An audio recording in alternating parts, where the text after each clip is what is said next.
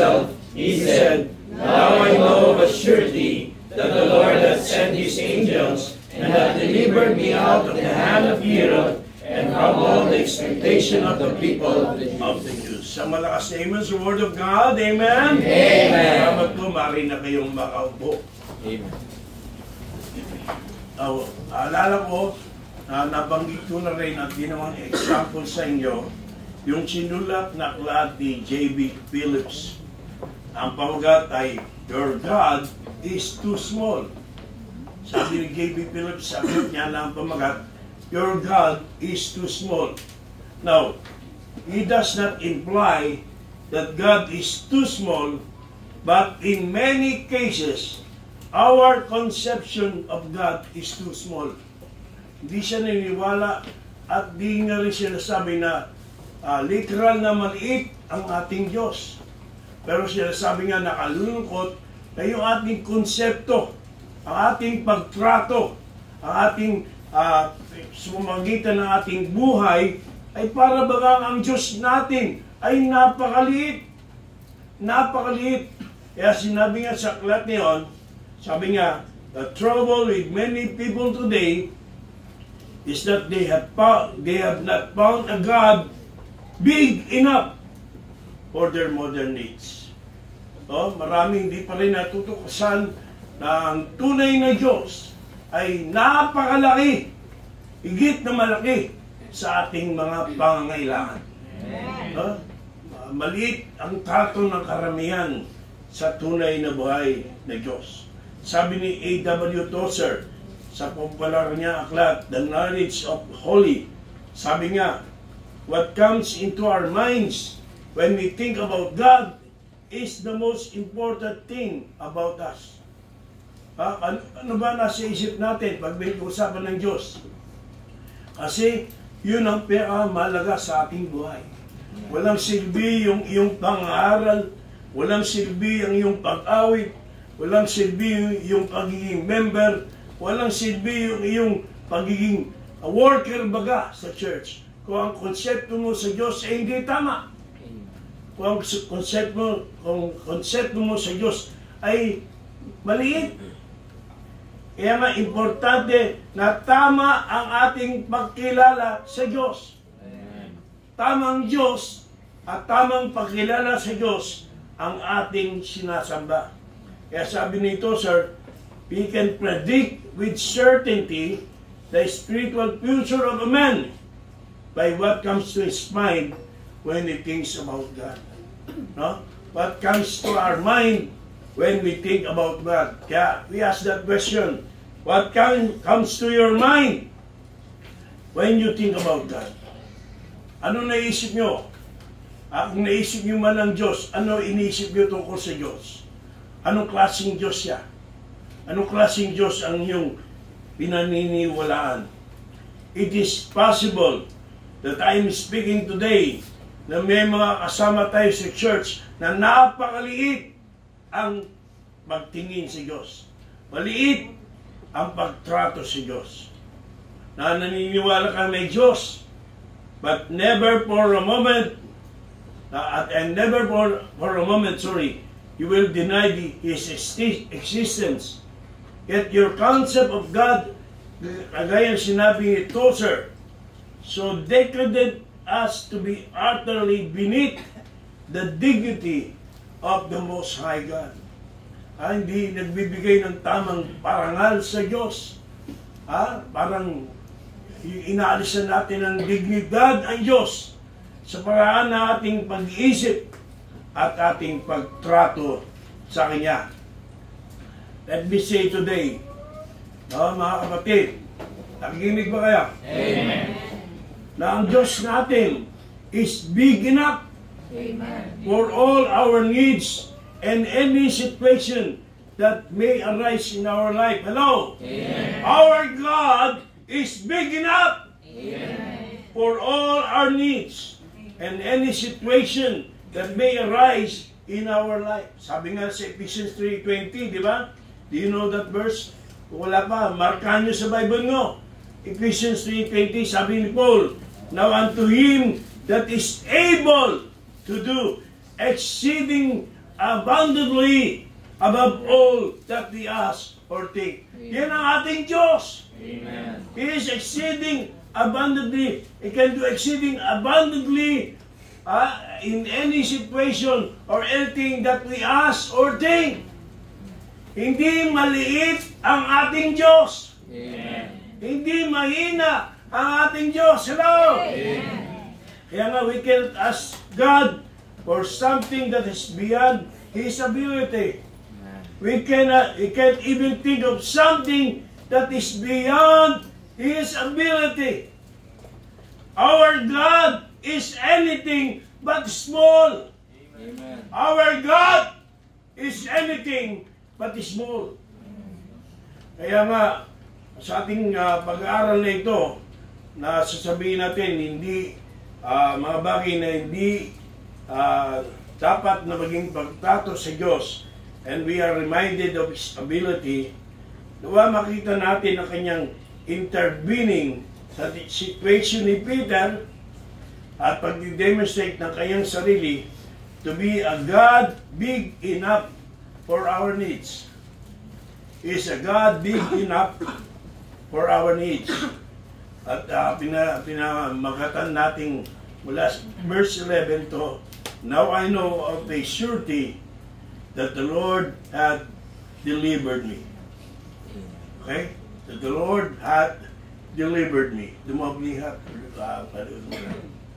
So, and as I draw from this story, tatlong bagay ang dapat nating matutunan. Tatlong bagay. Una, yung moments in which God is required. The moments in which God is required.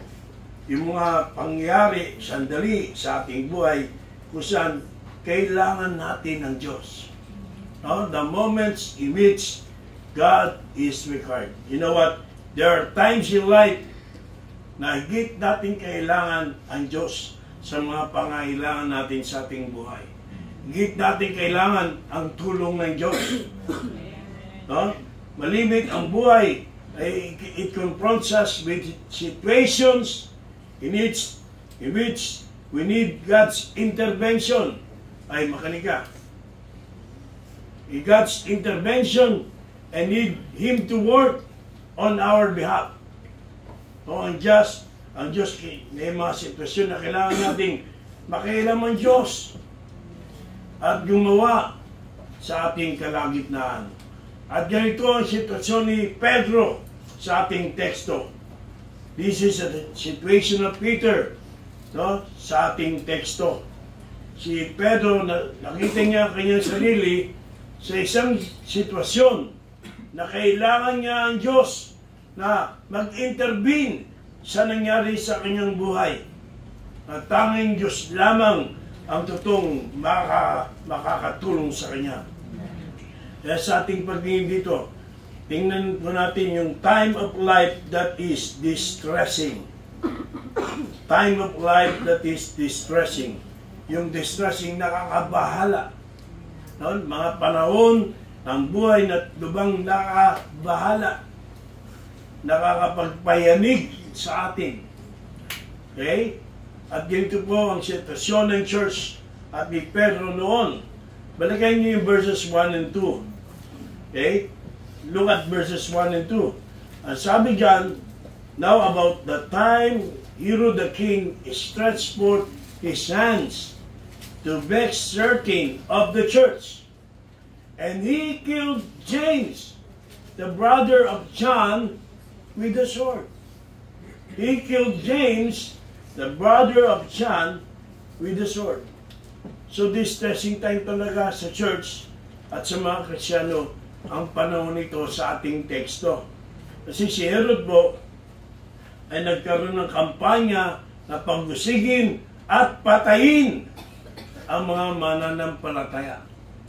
At isa nga sa kanyang unang biktima ay si James na dahil sa kanyang pag-uusig na pinatay sa pamamagitan ng tabak, slain by the sword. Si James ang kauna-unang martir sa 12 alagad. Kaya wala na si Judas, no? Sa mga alagad At sinasabi na siya raw ay pinugutan ng ulo ayon sa tradisyon sa pamamagitan ng order ni Herod.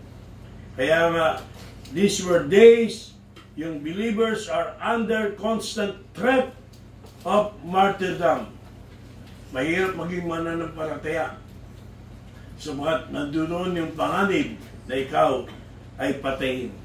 Each day brought the possibility of death. Araw-araw yan. Sabi ka, araw-araw yan.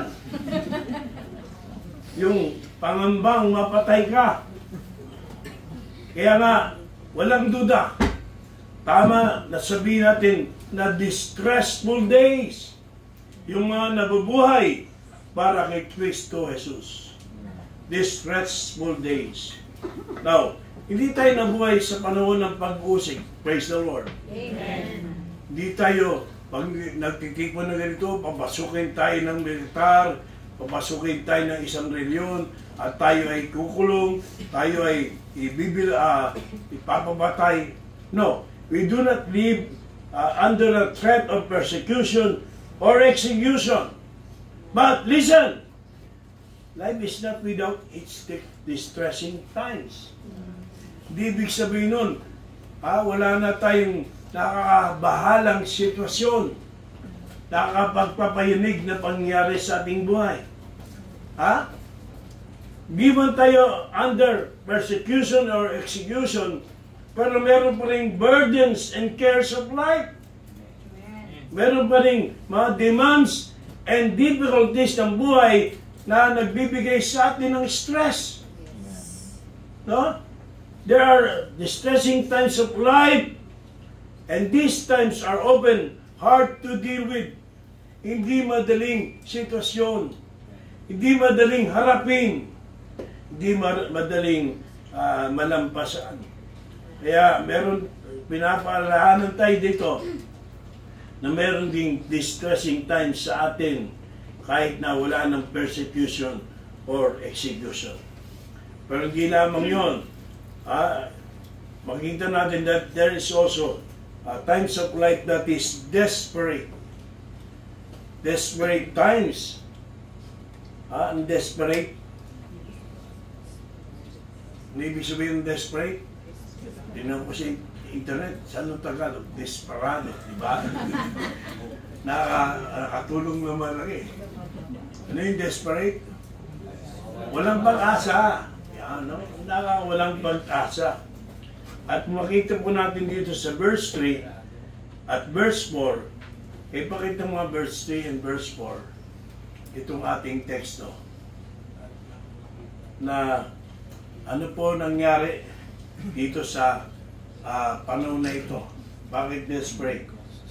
Mabasahin nyo. Basa. And because he saw it pleased the Jews, he proceeded further to take Peter also. Then were the days of unleavened bread. And when he had apprehended him, he put him in prison, and delivered him to 4 quaternions of soldiers to keep him, intending after Easter to bring him forth to the people. Okay, so, si Pedro, nasumpungan niya ang kanyang sarili na nakabilanggo at meron po siyang bantay na quaternion of Roman soldiers, at he was in a trouble. He was in a desperate situation. Alam ni Pedro, he was in trouble. He was in a desperate situation. Ano po ang naiisip niya sa puntong ito? Baka siya maging number 2. Sino number 1? Si James. And merong posibilidad na siya yung ikalawang martir sa mga alagad. Walang duda. At di niya alam kung anong gagawin niya. Okay? Di niya maiwasan isipin na desperado na ang sitwasyon. Hindi siya makawala. Ang dami niyang bantay. Walang pagkakataon para tumakas.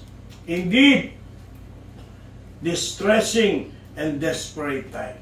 Ikausap ba ako nito? Amen. Kasi may mga desperate times sa ating buhay. There are times when we stand in desperate need of God's help. kailangan talaga natin ang tulong ng Diyos. I don't know your situation right now. Nawa ay wala kayo sa desperate time ng inyong buhay. Pero may mga pangyari sa ating buhay sa nakaraan at posibleng sa hinaharap, magkaroon tayo ng desperate situation na lalo higit kailangan natin ng Diyos. Kailangan natin ng tulong ng Diyos. It's sink or swim time kung hindi tutulong ang Diyos sa ating buhay. Alala ko tuloy yung isang batang babae. Bata eh. Nagpe-pray siya isang gabi. Katulad ng kanyang dating prayer, sabi niya, she prayed for her puppy, bata eh, for her toys, for her friends, for her mom and dad. Tapos bago siya matapos, sa kanyang panalangin, sabi niya ito, pakita mo ngayon, sabi niya, and Lord, be sure and take care of yourself. For if anything happens to you, we are all in mess. Now, mali yung panalangin, no? Eh, bata yun eh. Ang Diyos, hindi kailangan ingatan ng kanyang sarili. Walang maka-apekto sa Diyos, ano pa man. Pero yung konsepto niya eh, ayaw niyang ang Diyos ay mapahamak, ang Diyos ay, di ba? Kasi, pag wala ang Diyos, aba, kawawa tayo. Kung wala ang Diyos, wala tayong pag-asa. No? Kahit mali yung prayer ng bata, pero maganda yung kanyang pananaw, yung kalagahan ng Diyos sa kanyang buhay. Na ano, di ka nakikinig eh, may mga sitwasyon na dapat ganun tayo sa Diyos. No? Ang problema, maliit ang tingin mo sa Diyos. Ang problema, hindi ganun ang pagpapahalaga mo sa Diyos. The desperate times of life are the times when it is more than that we want God to help us. Araw-araw kailangan natin ng Diyos, pero may mga sitwasyon na higit, pakinggan nyo, higit nating kailangan ang Diyos. Amen. Walang panahon na hindi natin kailangan ng Diyos, pero may mga sitwasyon na sasabihin natin, higit nating kailangan siya. Amen. Higit natin kailangan na kanyang tulong. Amen. No? At ganito yung sitwasyon ni Peter at ng church. See, the desperate times of life are times when it is more than that we want God to help us. These are times when we must have His help. Lord, hindi pwedeng hindi niyo po ako tulungan. Kung maaari po, tulungan niyo ako. Hindi pwedeng hindi niyo ako tulungan. Sabagat kung hindi kayo gagawa, walang makakatulong sa akin.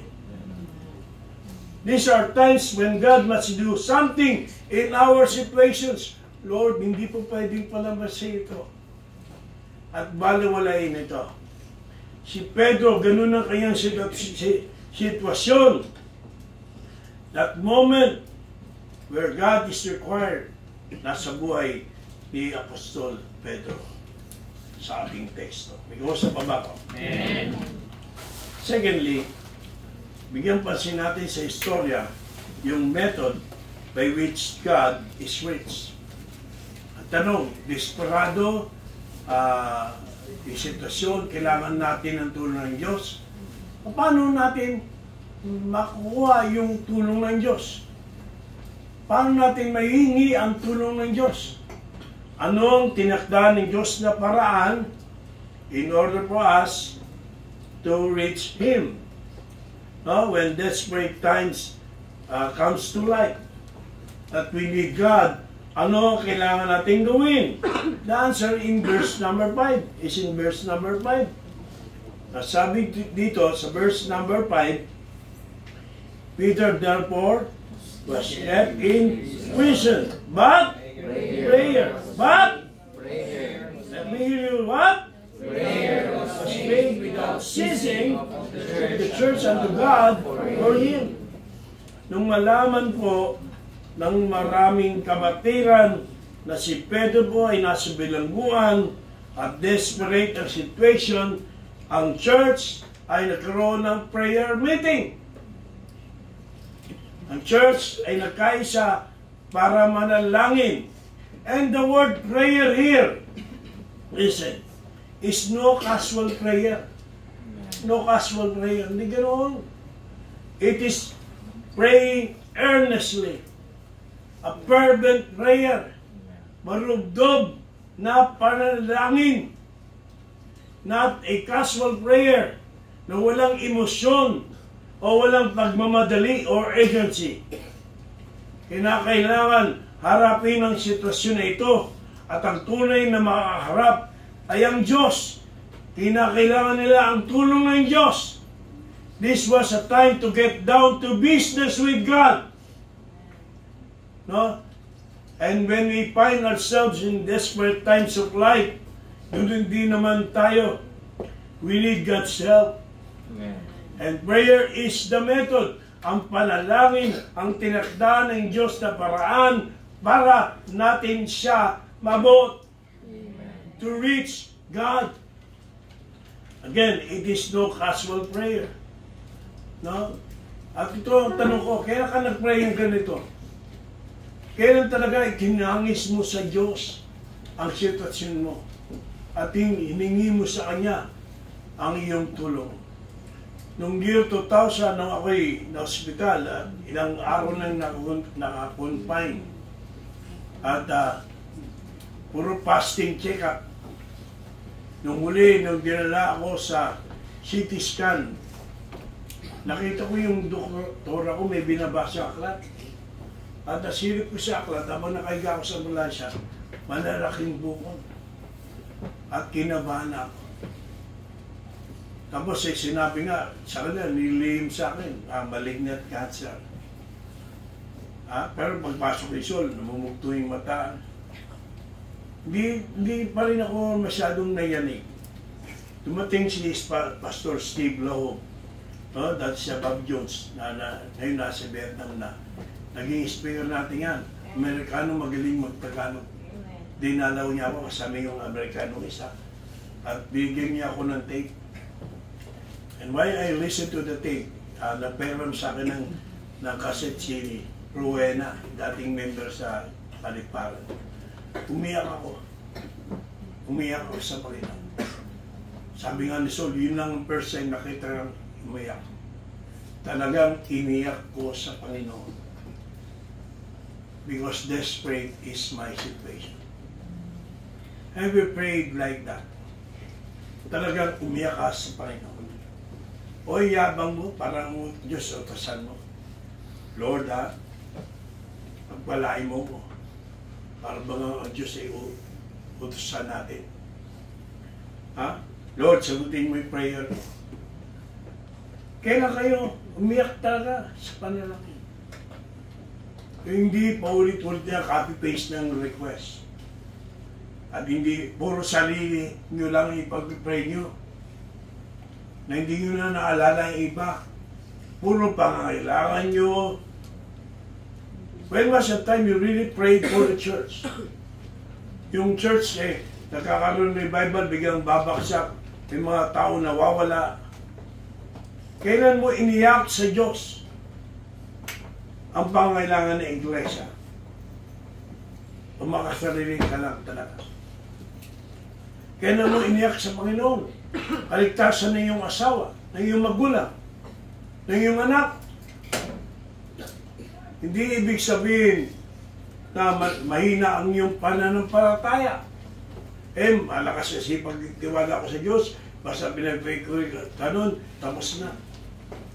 Hey, praying earnestly, sabi ng Bible, the prayer of a righteous man availeth much. Earnest prayer. Maningas. Kailan kayo nanalangin ng ganon para sa church? Kailan kayo nanalangin ng ganon para sa inyong mga mahal sa buhay? Pag-usapan natin sandali ang panalangin. Dalawang bagay ang binabanggit sa Biblia. Ang nanalangin tayo. Una, we meet God in prayer. Amen. Dito natin nakakatagpo ang Diyos sa panalangin. Hello? Amen. Nakakatagpo ang Diyos sa panalangin. In prayer, we are coming to God. At bilang mga mananampalataya, we can talk with God and seek things from God. And prayer is the method by which we meet God. Amen. Ang kagandahan niyan, we do not have to set up an appointment Amen. or have to stand in line. Amen. Ha? Sabi ni Sister Leila, ilang beses punta sa dentista, wala. Inis na inis. Ha? Buti na lang, mayroong ginamit ang Panginoon, si Vince. Yun, ginugulo ka. Ganun talaga ang kalaban. Ha? Kailangan may appointment. Sabi ni Divine, pa-check up ka uli, Pastor, kay Dr. Tan. Kumusta na ba? Pati pala yung pagbili ng gamot, mahaba na pila. Sabi ko, wala akong time sa ganun. Ang haba na ng pila kay Chingtay. Ang haba ng pila. Wala na yung tatay o anak naman. Magaling daw yung anak, ganun. Ang haba ng pila. Sabi, wala akong time sa ganun. Kailangan akong pumila. Dati, umaga hanggang hapon doon. Diba? Pero sa Diyos, hindi mo na kailangan pumila. Amen. Naintindihan niyo ba? Amen. Sa Diyos, hindi kailangan appointment. Lord, desperate mga kailangan ko. May nakapila, tsaka ka na. May schedule ka muna. Bawal singitan. No. We can meet God at any time. Any place.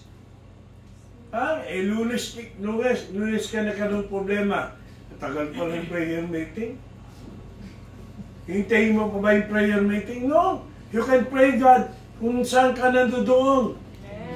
Kung kailan mo siya kailangan. Amen. I'm not saying it's wrong and it's not important na umatin ang prayer meeting o sa church may prayer. Hintayin mo pang nasa church ka. What I'm saying is, we can meet God at any time and in any place. Ang tanging kailangan nating gawin lamang is to pray. Amen. Manalangin. Let me say, there is something to prayer.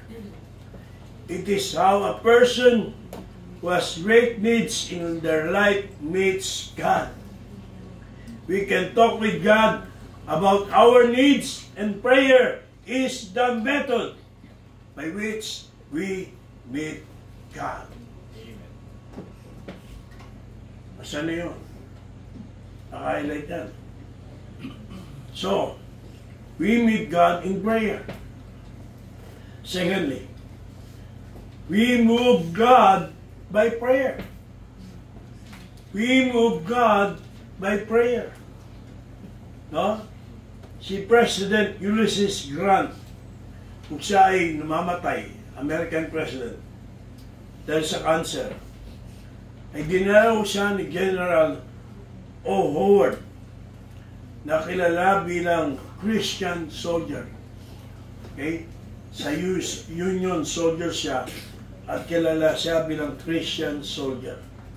At tinanong ng presidente si Howard pagkatapos pag-usapan ng mga digmaan na kanyang napanalunan. At sabi ni President Grant, tell me, Howard, what do you know about prayer? That is the question I want to ask each and everyone. Although marami ng prayer ang pinangaral dito, marami ng ipinaliwanag tungkol sa prayer. Ang tanong, naunawaan mo na ba ang prayer? Naintindihan mo na ba talaga yung prayer? If you're not serious about prayer, if prayer is not a constant part of your life, then it shows hindi mo naintindihan ang prayer. Pumasok lang dito, lumusot sa kabila, ang iyong narinig. Yung pinupost nyo, post lang yun, pero wala sa puso. Ha? Kung hindi ka nagbe-pray araw-araw, then you don't know the importance of prayer. I tell you what I know about prayer. Prayer is method by which we move God. Amen. Yan po tinaga ng paraan ng Diyos para kilusin ang kamay ng Diyos at upang gumawa sa ating buhay. Ang panalangin tinakda ng Diyos sa paraan para tayo ay matulungan. Let me repeat. Prayer is the method by which we move God. Sabi ni Alfred Tennyson, at sangayon ako sa sinabi niya, more things are wrought by prayer than the world dreams of. I agree with him. Maraming bagay ang nangyari, ang inihatid dahil ng panalangin na hindi may bibigay ng anuman sa mundo nito. More things are wrought by prayer. Prayer is the method by which we set into action God's divine omnipotence. Alam natin na Diyos pinakamakapangyarihan sa lahat, di ba? That God is omnipotent. Naniniwala ka ba? Amen. Ba't kailan mo mapapakilos ang omnipotent God? Kailan mo maabil yung kapangyarihan ng Diyos? It is only through prayer. Amen. Prayer is the way that we get things from God. Kaya nangyari kay Pedro. Dahil sa panalangin. So listen now. If we want to see God move in our situations, we must pray. Amen. If we need God to work on our behalf and to help us, prayer is the key. God works when we pray. God moves when we pray. Amen. Ha? Minsan may invitation kang tatanggapin. Ang nakalagay, ASAP. Yung acronym ni Ibinsong Linggo. ASAP. Pero ibig sabihin nun, as soon as possible. Lagay mo nga itong may nagsulat ng iba yung ASAP. And it has something to do with prayer. Isa-isa ha. Isa-isa. Sabi ng tula, there's work to do, the deadlines to meet. You've got no time to spare. But as you hurry and scurry, ASAP, always say a prayer. In the midst of family chaos, quality time is rare. Do your best, let God do the rest. ASAP, always say a prayer. It may seem like your worries are more than you can bear. Slow down and take a breather. ASAP, always Say a prayer. God knows how stressful life is. He wants to ease our care. And He'll respond to all your needs. ASAP, Always say a prayer. amen. Amen. Always say a prayer. In prayer, we meet God. And by prayer, we move God. Amen. If we need God to move in our situations, prayer is the method by which He is moved. Oftentimes, prayer, ginagawa natin last resort. Mali. Nangyari, we turn to God when we have nowhere else to go. Mali. Dapat prayer should be the first resort. It should be the first resort. By prayer, we allow God to work in our situation. Amen. Don't use prayer as your last resort. Amen. It should be our first resort. Amen. Amen. Now, nakita natin dito, no? Yung method na tinakda ng Diyos. Okay? Sa panalangin at liban pa dun sa moments na kung saan ay dapat tayong manalangin. Sa pagtatapos, bigyan pansin natin dito sa istorya ni Peter na pag ikaw, yung palang method kailangan prayer. Because sa prayer, we meet God and we move God. At sa desperate and diba, distressing situation, ano asahan natin pagkatapos natin we prayed earnestly? Makita niyo po that miracle by which God is revealed through prayer. May milagrong mangyayari. Amen. Merong himalang magaganap. Nung church, nagpa sila mag-pray. And when they prayed, God, once again, pinatunayan niya na siya ay Diyos na laging aasang tutuparin niya ang kanyang pinangako. Amen. Papatunayan niya na siya ang Diyos na kanyang sinabi. God had often declared Himself when we pray to Him earnestly. He will prove that. Kung sinabi niya, I will never leave you nor forsake you. Cast all your cares. Hindi niya tayo pababayaan. Papatunayan niya. Naranasan niyo ba yun? Kakalungkot, marami tagal ng Kristiyano. Hindi pa naranasan sa buhay na ang Diyos ay totoo sa kanyang salita. Amen. Totoo sa kanyang sinabi. Sa situation ni Peter, he intervened and he revealed that there is no need in our life that he can't meet.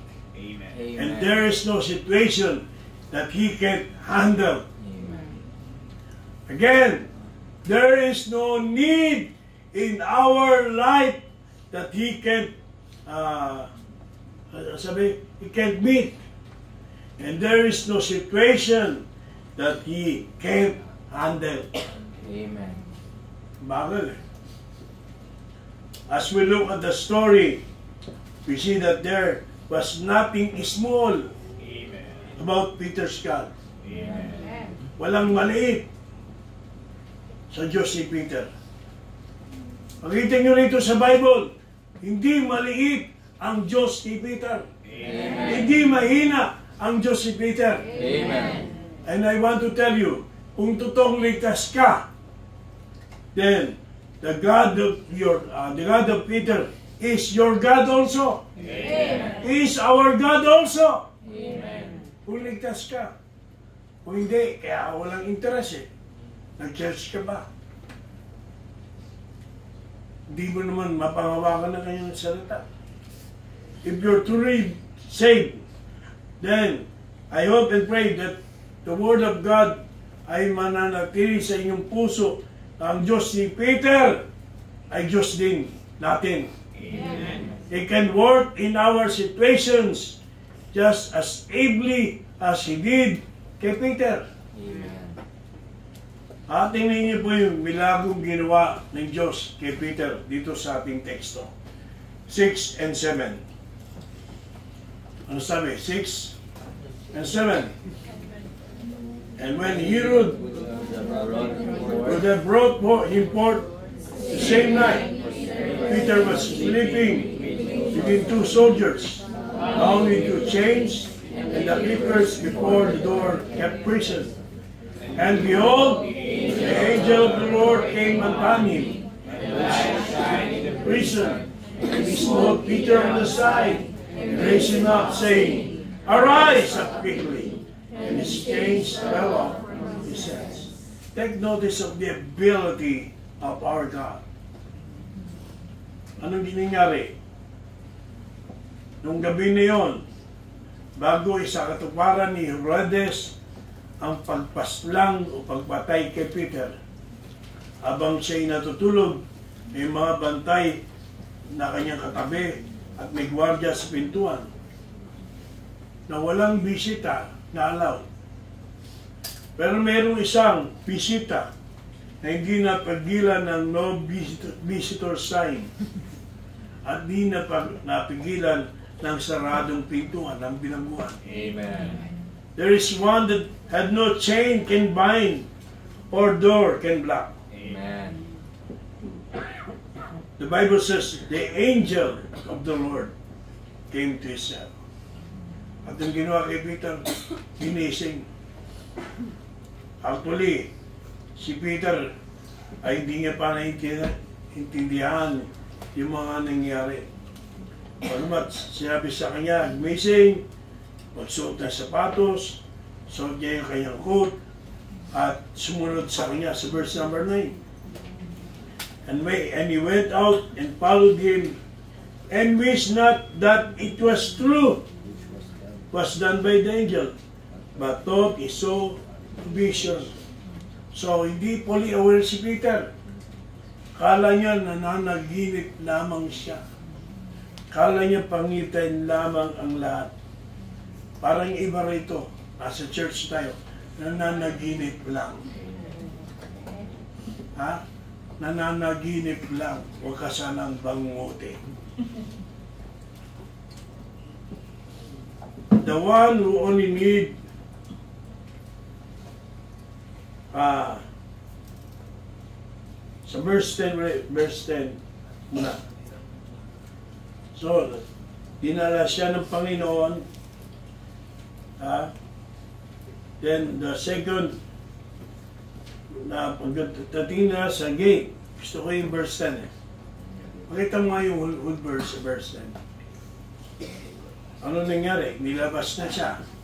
Ibig sabihin, wala na yung kadena, hindi nagising yung katabi niyang gwardiya, walang nagawa yung nagbabantay sa labas, nabuksan na yung bilangguan, tapos sumunod siya, akala niya nananaginip siya. Gising yung katabi niyo ha. Parang nananaginip. Pero sa verse 10, ano sabi? Basa. And they were past the first and second ward, they came unto the iron gate that leadeth unto the city, which opened to them of his own accord, and they went out, and passed on through one street, and forthwith the angel departed from him. So, ang daming dinaanan. Una, dalawa, diba sa bilangguan ganun eh.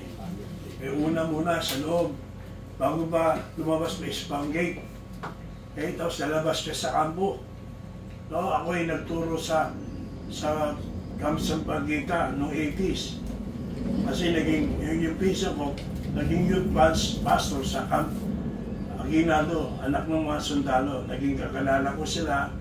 At nung pumunta sila sa Kamsampagita, sinama nila ako. At doon sa Kamsampagita, tatatakan ka. Noong una, ngayon, marami nang pumapasok eh. Yung una, bago pumasok sa loob ng kampo, may gwardiya na. At sa kampo, may gwardiya po ulit. Okay? At sa mga selda, isa pang kulungan yan. May oras na sila ay nakalabas. So, hindi ka basta-basta nakakatakas. Iba na lang kung, ngayon may anomalya, no? Sa pinangguan o araw. Mayroong nakatakas na ginaya yung pantatak.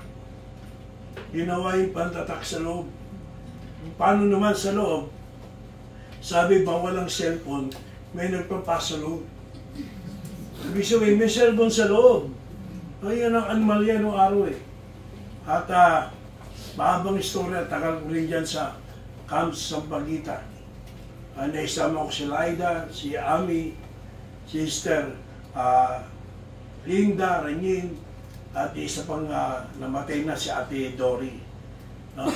At si Alan, si Rico, at si Edgar. Nag-preach ako dyan. Pero dahil nag-preach ako, di na ako pinaulit. Kasi Baptist tayo eh. Tinamaan natin ng mga Amerikano, mali ang doktrina. Anyway, maraming dadaanan. Sa binangguan dati si Jamie, may isang Reyes, tapos may isa pa. Nakita niyo naman yan sa ano yun? Batang Quiapo, di ba? Ganon. Maraming dadaanan. Ito, maraming dinaanan muna. At bago makalabas sa bilangguan, yung Iron Gate, sabi, may isa pang gate. Ano nangyari doon? Verse 11. O, basa kayo para maintindihan niyo. Basa. And when Peter was come to himself, he said, Now I know of a surety that the Lord has sent his angel and hath delivered me out of the hand of Herod and from all expectation of the people of the Jews. Okay, so verse number 9, sabi, pagdating na doon, and wish not, okay, sabi yung verse 10, ulit, sabi, They were asked first and second war, they came unto the iron gate that leadeth unto the sea, which opened to them. Ano ibig sabihin nun? Kusang bumas. Wala pa namang ano yun eh, di ba? Ngayon, papasok ka sa mall eh, kusang bumubukas. Bilangguan yun, hindi mo ganun yun. Siya wala pa nung araw ganun. Kusang bumukas. Alam niyo kasi, bakit? Yung nagligtas sa kanya, ang nagpatigil sa bagyo, at naghati sa pulang dagat. At lumikha ng langit at lupa. Napakaliit namang magbukas ng gate. Amen. Wala kang kamay na ginamit eh. Tiningnan lang. Automatic. Amen. Kusang bumukas. Amen. At doon natakuan si Peter. Sabi niya, ay hindi pala ito panaginip. Hindi pala ito pangitain. Totoo na pala ito. Iniligtas siya ng Diyos. The Lord had delivered him. Tama yung sinasabi ng hinahawakan naming mga pastor na may nagsabi that man's extremity is God's opportunity. No, ibig sabihin yung matinding problema, may quit na pangangailangan, desperado, distressing, kailangan mo ng tulong, yun ang oportunidad ng Diyos para ipakita ang kanyang kapangyarihan. Amen. Yun ang pagkakataon para ipakita ng Diyos na handa niya tayong tulungan. Amen. Our extremity only gives God an opportunity to show what He can do in our situations. Amen. It gives God a chance to reveal His ability to us. To reveal His ability to us. Isang aklat, sinulat ni Tom Ellick, ang pamagat ay Praying for Others. Okay? Pero may explanation siya roon tungkol sa problema ng buhay. Una, sabi niya, and I quote, unfortunately, most Christians do not view their problems or needs in the proper perspective. Mali ang pananaw sa problema, pangangailangan ng maraming Kristiyano.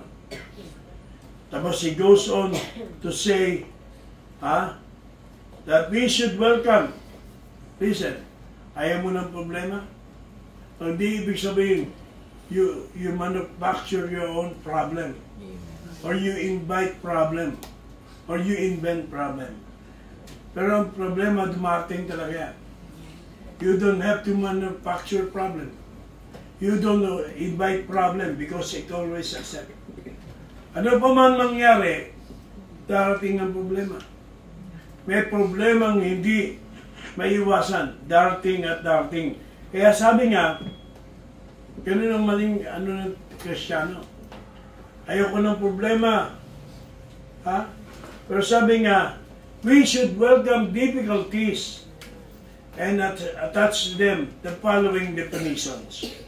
Una, my problem is actually a platform upon which God can prove to the world how powerfully He provides His people.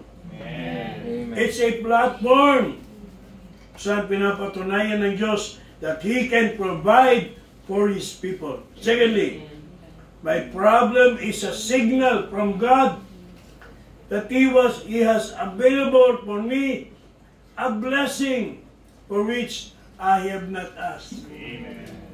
Kasi di mo hinihingi sa Diyos eh. Not until nagka-problem ka, di mo naisip na kailangan mo ito, kailangan mo ang Diyos. Alam niyo ba yun? Hindi ka nagpe-pray. Pero pag mayroong problema, di ba? Nagpe-pray ka. Di mo ina-appreciate. May maliit na bagay, di mo ina-appreciate. Ang dapat ina-appreciate natin. Di mo ina-appreciate yung pamilya mo. Maayos. Namumuhay na maayos. Pero pagka nagkasakit, hingi ka ng tulong sa Diyos. Eh, nung time na walang sakit, nagpasalamat ka ba? Nag-pray ka ba? Nagkaroon ng problema. Doon mo maisip, Panginoon, tulungan mo ako sa problema ko sa pamilya. Eh, nung walang problema, ikaw ba nagpasalamat ka sa Diyos? Lord, salamat po. Salamat. Kaya minsan, tayo rin ang dahilan kung bakit dumarating ang problema. Only through problem do natin na-realize that we need God. We need God. Masyado tayong mayabang. Overconfident. Sa time na hindi mo kailangan manalangin ng earnestly, it's also a time for us to pray and thank God. Amen. Dapat nagpapasalamat ka sa Diyos. Amen. My problem is an indication from God that He had given up on the possibility that I might learn how to pray. Amen. Alam nyo, pag yung mga dami members sa iglesia, nagpapasalamat ba kayo sa bano? Nagpapasalamat ba kayo? Pag nawala yung isang membro o ilang pamilya, have you ever prayed for God? Okay lang sa inyo? O kakampi kayo sa umalis? Dadahin nyo sa emosyon? Alam nyo, iniiyak nyo ba sa Diyos sa mga yan?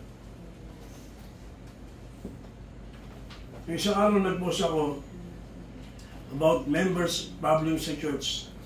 Mga members na umalis. May isang Kristiyanong babae sa ibang church. Asawatan ng pastor yun. Ang ganda na sinagot niya sa akin. Sa amin po, pastor, akala nila umalis sila. Pero inalis sila ng Panginoon. That is true. Sino ba nagdadagdag ng member sa church? Panginoon. Amen. Sino nag-aalis ng membro?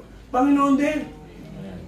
Di ba sa dinisiplina ng pastor, yung mga taong umalis sa church, akala nila, kami umalis dyan. Hindi. Inalis kayo ng Panginoon. Why? Sabagat magiging problema na kayo sa iglesia. Nagiging hadlang kayo sa paglago ng iglesia. Ha? Ganun ang pananaw sa problema. Hindi magbumukha. Ayaw na niya sa akin. Hindi ako magaling na pastor. Hindi kami magaling na member.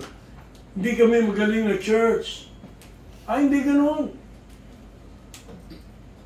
Huwag niyong kalimutan, ang Diyos ang nagdadagdag ng member at Diyos din ang nag-aalis. Huwag niyong ipagmalaki umalis kayo, aalis kayo. Hindi na kami iyak magdarandam dyan. Sabagat alam namin, alam ko na ang Diyos ang nagpapanatili ng member sa church. Kung hindi ka para dito, they went out of us because they are not of us. You see, that's the importance of prayer. Kung lahat yan, problemahin natin, di na tayo makakilos. Ayaw na natin, susuko na tayo. Ilang bata ulito na dumating at umalis. Naalala ko ba, sinasabi ko nga, di ba yung bulan, pinupuri ako, huwag niyo, hindi ako naniwala sa gaya. Yung pinupuri ka, una, hindi naman para dyan kaya tayo nandito, para purihin ako. At marami na akong kilala, at napatunayan ko sa kanila. Dahil may kailangan ka, kulang na lang, sambahin mo si pastor. Hindi tayo ganun. Hindi nga ako nagpapa-appreciation month eh. Meron ba tayong ganun? Wala. Nagpapahanda ba kayo ako sa inyo para sa anniversary naming mag-asawa? Wala. Sa maraming church, halos sa pastor lahat eh. Sabagat sa church na to, hindi ang pastor ang bida. Hindi ko tinataas ang sarili ko. Ang tagal ko ng pastor dito, tagal ko ng nangaral. Pero hindi magbabago ang bida rito, Panginoon. Amen. Ang bida rito, Panginoon. Hindi ka ang membro. Pag nawala ako dyan, hindi. Hindi ka ang buhay ng iglesia. Amen. Ang Diyos, umalis ka, kayang palitan ng Diyos yan. Amen. Because I know that God is able. That God is powerful. Kaya nga, yung mga bata, parang nilaruan ng church, time na ito, babalik siya, maghanap pa kayo ng iglesia. Ang iglesia hindi pinaglalaruan. Amen. Hindi biro yan. Amen. Kung totoo, kung hindi ganyan ang ating prinsipyo mula nung una, ay punong-puno na tayo ito. Pero may mga natiwalag. May mga hindi nakatagal. Sinasabi natin ng patakaran, ang rules. Kasi hindi sila sa Diyos. Yun ang sabi ng Biblia. Kung sa Diyos ka, magpapatuloy ka. Yung problem sa ministry, hinahayag ng Diyos yan. Nire-reveal niya. Huwag ka sa tao umasa. Huwag may perang member. Hindi sa kanila asa. Sa Diyos lamang tayo asa. Amen. Sabagat Diyos lamang ang tunay na makakatulong sa atin. Amen. Ang tao mawawala yan. Huwag kayo sa tao tumingin. Sa Diyos tayo magtiwala. Amen. Kasi gusto ko sinabi itong si Tom Elliott. Sabi niya, my problem is actually a platform upon which God can prove to the world and me, prove to me how powerfully He provides for His people. Amen. Glory! Praise the Lord! Amen. The distressing and desperate times of life give God the opportunity to reveal Himself to us. Amen. There are platforms. They are the platforms upon which He proves that there's nothing too hard for Him to do. Amen. Ang daming nag-abroad, di ba? Ang daming nung walang member, nag-abroad. Tapos dating nila, gulat sila. Marami pa rin member. Iniisip, bakit nawala na sila? Mamatay gawain? Hindi.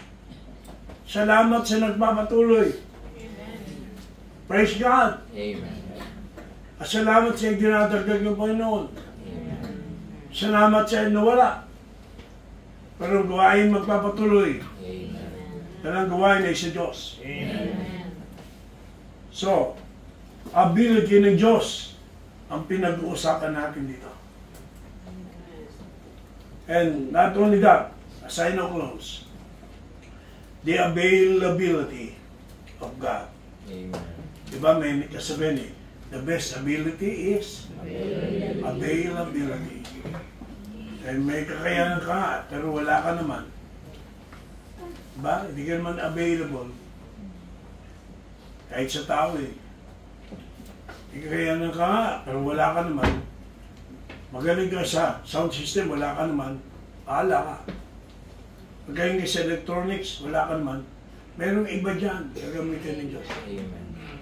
Magaling kang tumugtog, pero wala ka naman, may iba dyan. Magaling kang umawit, sana nga, wala ka naman.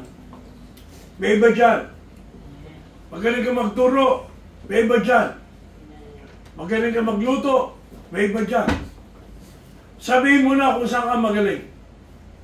At ipagayabang mo, galing mo, alis ka sa church. Sinasabi ko sa iyo, may iba dyan. Gagamitin ng Diyos ang iba dyan. Amen. Kung hindi ka available, bahala ka sa buhay mo. Hindi na kulang na panalhanan ka. Pero mayabang ka pa rin. Bahala ka. Pero mayroong Diyos na handang punan ang iyong kawalan. At ang Diyos, hindi nawawala. Amen. Amen. Ang Diyos, hindi nawawala. He is always available for us. Nag-uusap? Amen. Ang sitwasyon ni Peter not only gave God the opportunity to show him and others na kanyang magagawa, but also gave him the opportunity to show that when his people call upon him, pag tumawag ang kanyang bayan sa kanya, He is available. Amen. Ang Diyos ay nandiyan lang. Dirinig ang Diyos. Amen. Do you need God to do something in your life? May sitwasyon ba sa iyong buhay na kailangan mo ang Diyos? Then again, let me remind you, He is only a prayer away. Amen. He is only a prayer away. As I now close, the God of Abraham, of Isaac, and Jacob is our God. Amen. The God of Elijah and Elisha is our God also. Amen. The God of Moses and Joshua is our God also. Amen. The God of Daniel and the three Hebrew children is our God. Amen. And the God of Peter is our God. Amen. He is no lesser God than when He created the heaven and the earth. Hindi nabawasan ang kanyang kapangyarihan.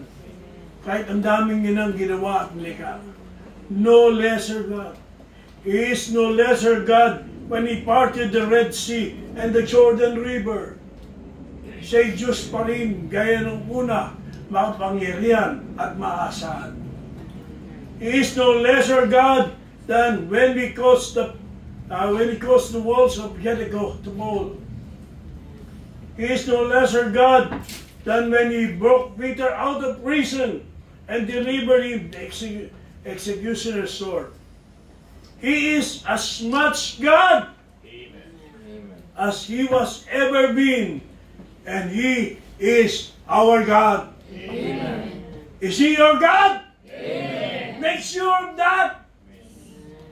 Can people recognize that He is your God? Kakanta ka lang sa kwaya, hindi ka nangiti. Ano may sabi mo sa kanta? Ano may siya na kanta? Ang lukod mukha niyo eh. Hindi nyo naiintindihan ang pag-awit nyo. Hindi nyo naiintindihan ang lyrics na inaawit nyo.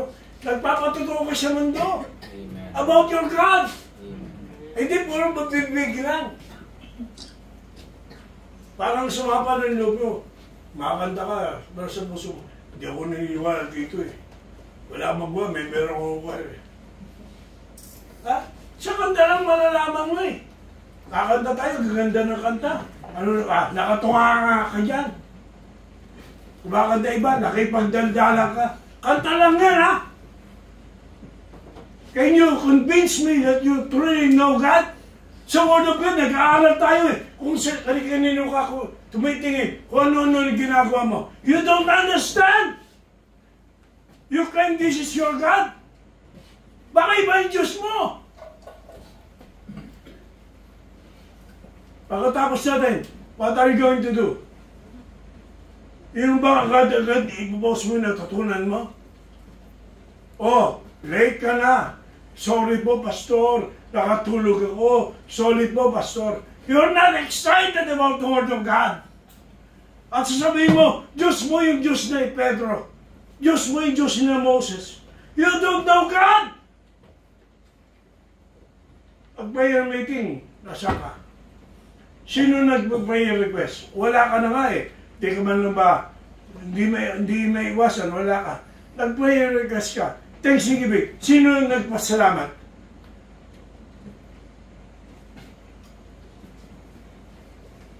Is this your God? Do you know God? Is this really your God? Nakakainis yung hypocrisy. Mabuti bang umalis ka na? Kaysa nagbibigay ka ng pag-aalinlangan sa isipan ng ibang tao, hindi totoo ang Diyos mo. Reliyon lang ang lahat. He is no lesser God na pinagtikulaan ng mga tao ng una na binigay nila kung kinakailangan pati ang kanilang buhay. Siya ang Diyos na karapat dapat sa pagsamba. He is as much as God as He has ever been. And He is our God. Amen. He is able and available. Amen. Nawa, hindi naman nagtapos ang isang pahina sa ating iglesia, ang isang serbisyo. Hindi nagtapos nang hindi mo totoong nare-realize kung sino ang Diyos at hindi mo napapakita sa iyong buhay na totoong Diyos ang iyong sinampalatayanan at pinaglilingkuran. Nawa, kumbinsido ka. Sabi ni Peter, now I know of a surety. Of a surety. Nakilala niya Diyos, tumidinig sa panalangin. Handang tumulong anumang oras. Magliligtas. And above all, karapat dapat na unahin. It is Peter who said, we ought to obey God rather than man. Amen. This is the word of God. Amen. Soli Deo Gloria, sola Scriptura. Shall we all stand